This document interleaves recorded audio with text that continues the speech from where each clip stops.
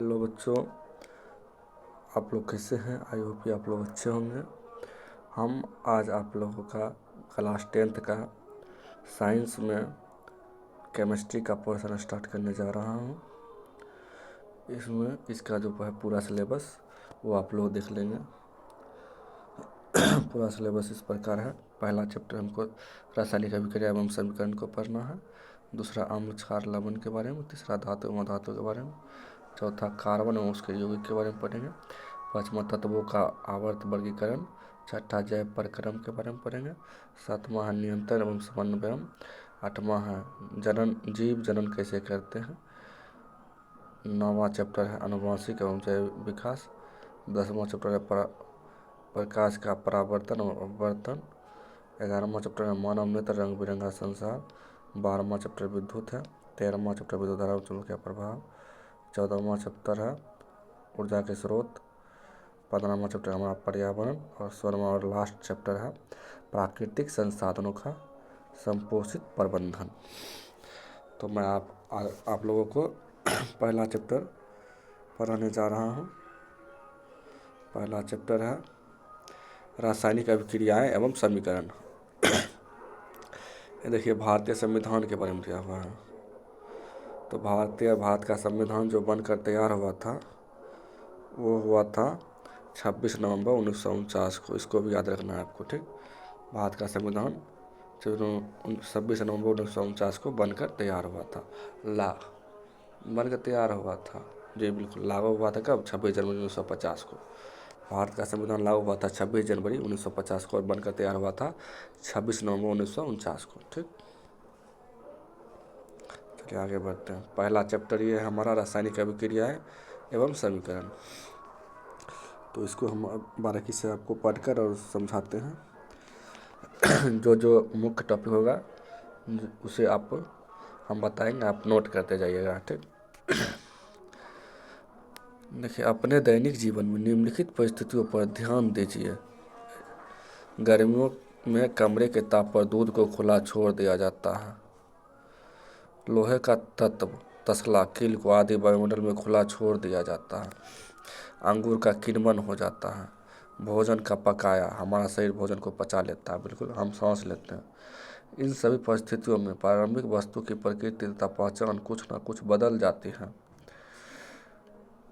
पदार्थ के भौतिक तथा रासायनिक परिवर्तनों के बारे में हम पिछली कक्षा में पढ़ चुके हैं, यानी कि पदार्थ के भौतिक एवं रासायनिक परिवर्तनों के बारे में जो है आप लोग 9th में पढ़ चुके हैं, ठीक। जब कोई रासायनिक परिवर्तन होता है तो हम कह सकते हैं कि एक रासायनिक अभिक्रिया हुई है। आप शायद सोच रहे होंगे कि रासायनिक अभिक्रिया का वास्तविक अर्थ क्या है, हम कैसे जान सकते हैं कि कोई रासायनिक अभिक्रिया हुई। इन प्रश्नों के उत्तर पाने के लिए आइए हम कुछ क्रियाकलाप करते हैं, ठीक।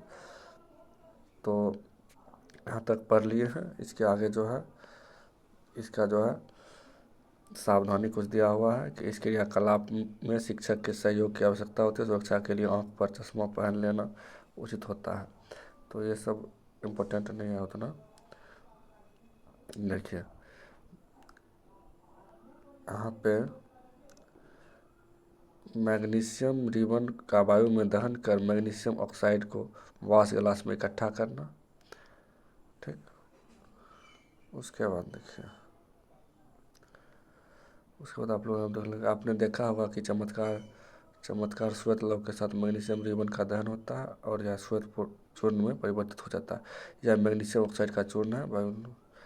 देखो वो सब अभी इतना इम्पोर्टेंट नहीं है। देखो इम्पोर्टेंट आपको कहाँ से क्वेश्चन पूछा जाएगा? रासायनिक समीकरण से। ये आपको अच्छे से पढ़ना है, ठीक।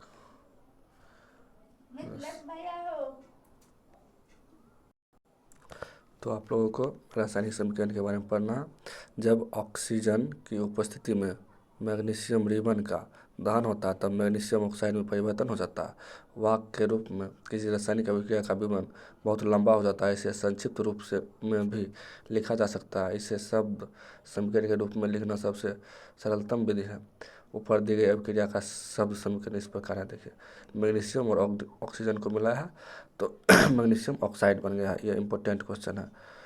आपको पूछा जाएगा कि मैग्नीशियम और ऑक्सीजन को मिलाने पर क्या बनता है, तो मैग्नीशियम ऑक्साइड बनता है।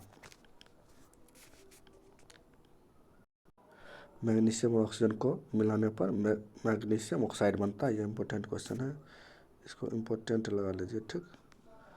ये है इम्पोर्टेंट क्वेश्चन। मैग्नीशियम तथा ऑक्सीजन ऐसे पदार्थ हैं जिनमें रासायनिक परिवर्तन होता है, इन्हें अभिकारक कहते हैं। इस अभिक्रिया में एक नए पदार्थ मैग्नीशियम ऑक्साइड का निर्माण होता है, इसे उत्पाद कहते हैं। ये जो मैग्नीशियम ऑक्साइड का निर्माण हुआ इसको उत्पाद कहते हैं, ठीक। इसको उत्पाद कहते हैं और ये अभिकारक हुआ मैग्नीशियम प्लस ऑक्सीजन, ठीक। तो उसके बाद हमें पढ़ना रासायनिक समीकरण के बारे में, ठीक है। तो रासायनिक समीकरण के बारे में हम लोग पढ़ेंगे। रासायनिक समीकरण लिखना।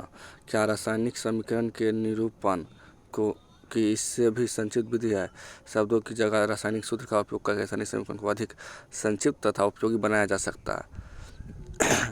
शब्दों की जगह रासायनिक सूत्र का उपयोग करके, जो शब्द में लिखते हैं उसकी जगह रासायनिक सूत्र का उपयोग करके उसे और संक्षिप्त बनाया जा सकता है। रासायनिक समीकरण किसी रासायनिक अभिक्रिया को दर्शाता है। यदि आप मैग्नीशियम, ऑक्सीजन और मैग्नीशियम ऑक्साइड के सूत्रों को स्मरण करेंगे तो उपयुक्त समीकरण होगा Mg। मैग्नीशियम का होता है Mg प्लस ऑक्सीजन का O2 होता है, दोनों मिलाकर जो है MgO यानी मैग्नीशियम ऑक्साइड बनता है, ठीक है। MgO मैग्नीशियम ऑक्साइड बनता है, ठीक है। उसके बाद देखिए, तीर के निशान के बाईं ओर और दाईं ओर के तत्वों के परमाणु की संख्या गिनती कर उनकी तुलना करें। क्या दोनों तत्वों के परमाणु की संख्या समान है? यदि है तो समीकरण संतुलित है। दोनों तरफ परमाणु की संख्या अगर समान होगा तो समीकरण संतुलित होगा, ठीक है। दोनों तरफ परमाणु की संख्या अगर समान है तो समीकरण क्या होगा? संतुलित होगा। अर्थात किसी भी रासायनिक अभिक्रिया के उत्पाद तत्वों का कुल द्रव्यमान अभिकारक तत्वों के कुल द्रव्यमान के बराबर होता है। दूसरे शब्दों में रासायनिक अभिक्रिया के पहले एवं उसके पश्चात प्रत्येक तत्व के परमाणुओं की संख्या समान होती है, इसलिए हमें कंकाली समीकरण को संतुलित करना आवश्यक है। क्या रासायनिक समीकरण संतुलित है? आइए हम रासायनिक समीकरण को चरणबद्ध तरीके से करना सीखते हैं। हम आपको फुल्ली NCERT 10th पढ़ा रहे हैं, ठीक है, और अच्छे से आपको समझते जाना है। देखिए, जिंक प्लस सल्फ्यूरिक अम्ल मिलेगा तो जिंक सल्फेट प्लस हाइड्रोजन बनेगा, ठीक।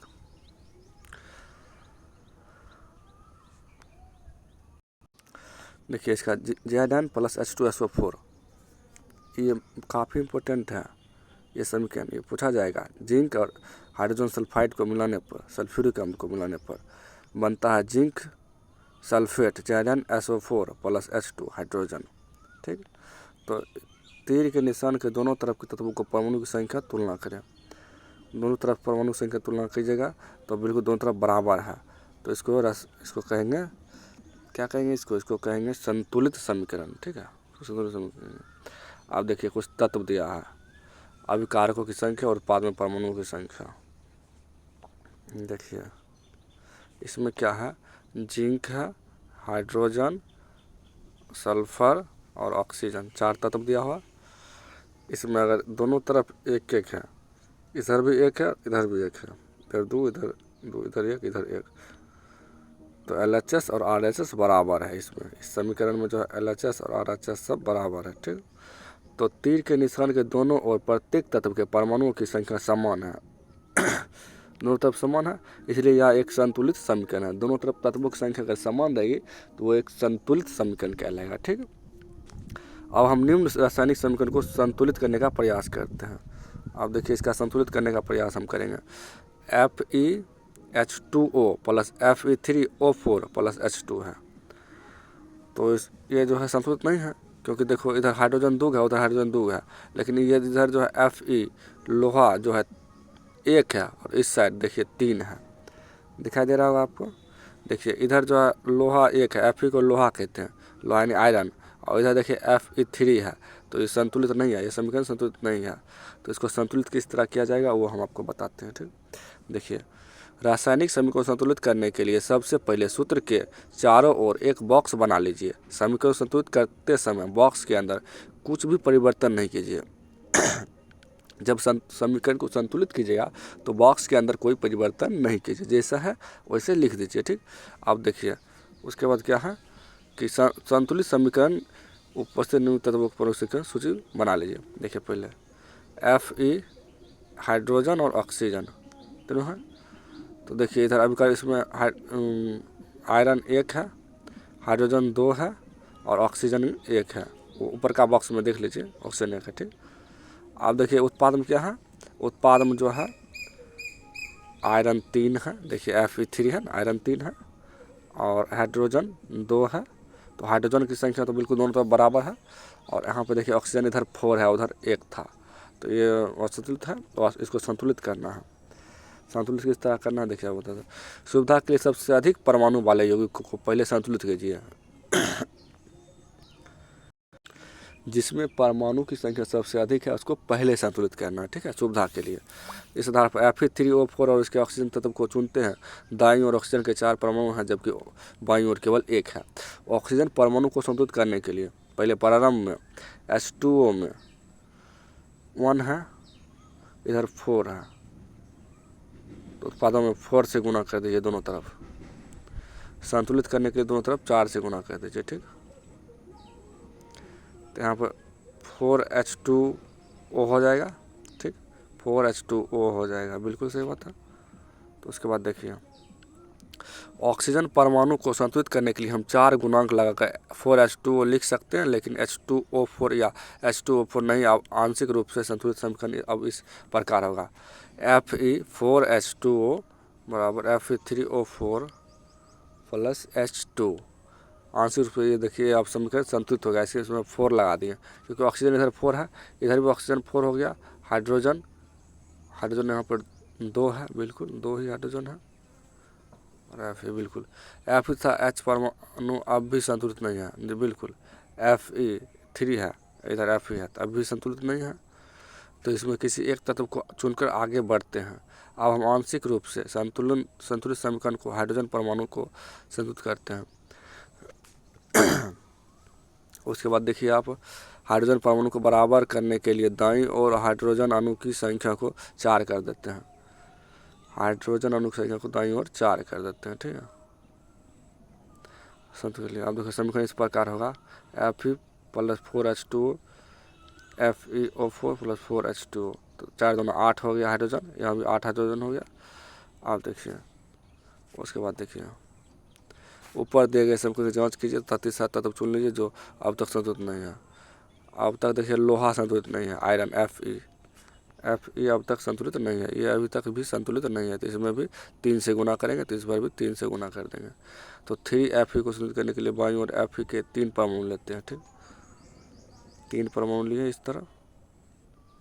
ठीक, देखिए अंत में इस संतुलित समीकरण की जांच के लिए समीकरण में दोनों आप देखिए संतुलित है कि नहीं इसका जांच कीजिए। तो 3Fe है, Fe3 यहाँ पर 3 आयरन परमाणु 3 हो गया। 4H2O यानी कि 4 दूना 8 हाइड्रोजन है, देखिए 4H2 4 दूना 8 हाइड्रोजन है।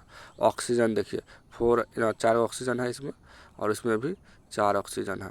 बिल्कुल ये समीकरण बिल्कुल संतुलित है। ठीक, देखिए अब दोनों तरफ तत्वों की परमाणु संख्या बराबर है, अतः यह समीकरण अब संतुलित है। रासायनिक समीकरण के संतुलित करने के लिए इसे हीट एंड ट्रायल विधि कहते हैं। ठीक है, हीट एंड ट्रायल विधि से कहते हैं। जब रासायनिक समीकरण को संतुलित करते हैं तो इसे हीट एंड ट्रायल विधि कहते हैं। ये रासायनिक समीकरण को संतुलित करने वाला एक क्वेश्चन आपके एग्जाम में ज़रूर आएगा, 100% आएगा, इसलिए इसे आप अच्छे से ध्यान दें। और हम आपको इसका ऑब्जेक्टिव क्वेश्चन भी लेके आएंगे अगले क्लास में। अगली क्लास में इसका ऑब्जेक्टिव क्वेश्चन भी आपको हम देंगे। ठीक,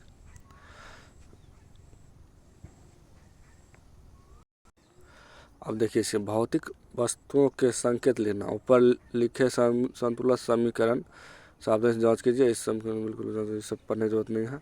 ये देखिए ये एक संतुलित समीकरण ये भी है। ठीक, अब देखिए थोड़ा प्रश्न दिया गया है, प्रश्न को पढ़ लेते हैं। वायु में जलाने से पहले मैग्नीशियम रिबन को साफ क्यों किया जाता है? ये आप लोगों का जो है क्वेश्चन है, इसे आप लोग लिख लीजिए, उसको बनाने का प्रयास कीजिएगा। वायु में जलाने से पहले मैग्नीशियम रिबन को साफ क्यों किया जाता है? तो संतुलित समीकरण लिखिए। इसका संतुलित समीकरण इस सबका लिखना है। ठीक है, इस सबका संतुलित समीकरण लिखना है। आपसे नहीं होगा तो हम लिख के आएंगे। ठीक है, हम आपको अगले क्लास में बता देंगे। आज के लिए इतना ही, ये इतना आपको होमवर्क मिला है, इतना आप ये सभी क्वेश्चन को स्क्रीनशॉट ले लीजिए इसका। आप लोग इसका स्क्रीनशॉट ले लीजिए और ये सभी समीकरण को संतुलित समीकरण लिखिएगा। और देखिए वह समीकरण लिखिए, जब बेरियम क्लोराइड तथा सोडियम सल्फेट के विलयन को क्लोराइड के विलयन तथा सल्फेट का अवक्षेप बनता है, इसके लिए भी संतुलित समीकरण लिखना है, इसके लिए भी संतुलित समीकरण लिखना। अगला चैप्टर जो रासायनिक अभिक्रियाओं के प्रकार 1.2 इसको अगली क्लास में पढ़ेंगे, ठीक है। इसको अगले नेक्स्ट टॉपिक ये है, इसे अगली क्लास में पढ़ेंगे। और ये सब आप लोग बना के लाइएगा, और नहीं बनेगा तो कल हम आपको इसका एक हल सहित वीडियो लेके आएंगे, ठीक। तब तक के लिए बाय बाय।